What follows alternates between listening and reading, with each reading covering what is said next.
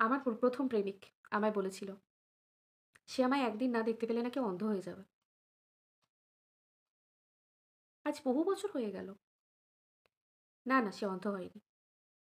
সে তার সেই চোখ দিয়েই একটি নতুন মেয়েকে ভবিষ্যতের স্বপ্ন এখনো দেখিয়ে যাচ্ছে। ২য় বার যার হাত ধরেছিলাম, সে বলেছিল সে নাকি আমায় ছাড়া বাঁচবে না। না, না, তার কিছু হয়নি। এই ২ বছর হলো শুনতে পেলাম সে তার বউ, ছেলেমেয়ে নিয়ে বহাল তবিয়তে সংসার করছে। তারপর যার হাত ধরে সংসার করতে ঢুকেছিলাম, সে বলেছিল আমি তার অর্ধাঙ্গিনী। আজ ২ বছর ডিভোর্স হয়ে গেল। সেও বহাল তবিয়তে আছে। যে বাবা একদিন আমায় বলত, পড়াশোনা আর কাজকর্মটা সমানভাবে চালিয়ে যেতাম আমি।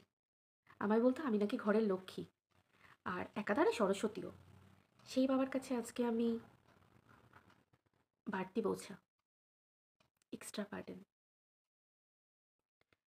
আর আমার মা কথায়, কথায় আমাকে বলত, অনেক লোককে বলত, আমার মেয়েকে আমি কখনো অন্যায়ের সাথে আপোস করতে শেখাইনি।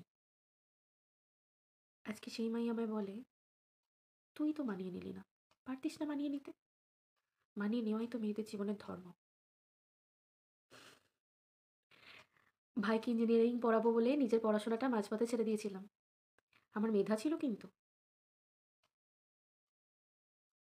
সেই ভাই আজকে আমায় বলে পাড়ার বন্ধু-বান্ধবের সামনে, বাইরের বন্ধু-বান্ধবের সামনে সে নাকি আমার জন্য মাথা উঁচু করে দাঁড়াতে পারছে না। কথা বলতে পারছে না। পাড়ার কাকিমাটা তার ছেলেকে টিউশন পড়াতে পারছিল না। আমার কাছে হাত জোর করে বলেছিল, "তুমি একটু আ ওকে টিউশন পড়িয়ে দেবে। আমার তো টাকা দেওয়ার ক্ষমতা নেই।" আমি বলেছিলাম, "কাকিমা টাকা দেওয়া লাগবে না। আমি এমনিই পড়াশোনা করাবো। ওকে টিউশন করিয়ে দেব।" তখন কাকিমা হাত জোর করে আমাকে বলেছিলেন, "তোমার মতো ভালো মেয়ে পৃথিবীতে আর একটাও হয় না গো।" আজকে আসার সময় পাড়ার মোড়ে দেখলাম কিছু প্রতিবেশীদের সামনে দাঁড়িয়ে উনি বলছেন, ডিভোর্সি মেয়ে কিভাবে বাড়ির বোঝা হয়ে বসে, বসে খাচ্ছে। পরীক্ষার আগে যে বন্ধুটাকে হ্যান্ড নোট দিতাম, সেই বন্ধুটা বলেছিল, "চাকরি পেলে তোকে সব্বার আগে জানাবো।" আজকে বছরের পর বছর পদোন্নতি পেয়ে বড় অফিসার হয়ে গেছে। তাও এই কালকে জানতে পারলাম বাইরের একজনের মুখ থেকে। যে বান্ধবীটা আমাকে বলতো, "বিয়ে করলে ১ম ইনভিটেশন কার্ডটা তোকে পাঠাবো। ফোনটা তোর কাছে আগে যাবে। বিয়ে করছি।" এই তো কদিন আগে জানতে পারলাম তার ২য় বার সন্তান হয়ে তার মুখে ভাতও হয়ে গেছে। আসলে কি বলুন তো? আমরা যখন কোনো মানুষকে কথা দিই তখন সেই দিনটার কথা ভেবে বলে ফেলি। সাময়িক ব্যাপারটা মধুর হয় বটে সম্পর্কটা।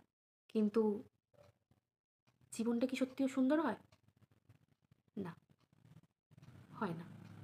সময় বদলায়, প্রতিশ্রুতিগুলোও বদলে যায়। আসলে কি বলুন তো? মানুষ কোনো না কোনোভাবে বাঁচতে শিখে যায়। আগে আমি খুব ভেঙে পড়তাম জানেন? কিন্তু এখন কি বলুন তো? আমাকে ভাঙে কার সাথে? আগে অনেক চেষ্টা করতাম যেকোনো জিনিসকে অবলম্বন করে বেঁচে থাকবো, আঁকড়ে ধরে বেঁচে থাকবো। কিন্তু এখন আমাকে ভাঙাটা অত সহজ নয়। নিজেকে শক্ত করে গড়ে নিয়েছি। তাই বলব, কারোর জন্য কোনো কিছু থেমে থাকে না।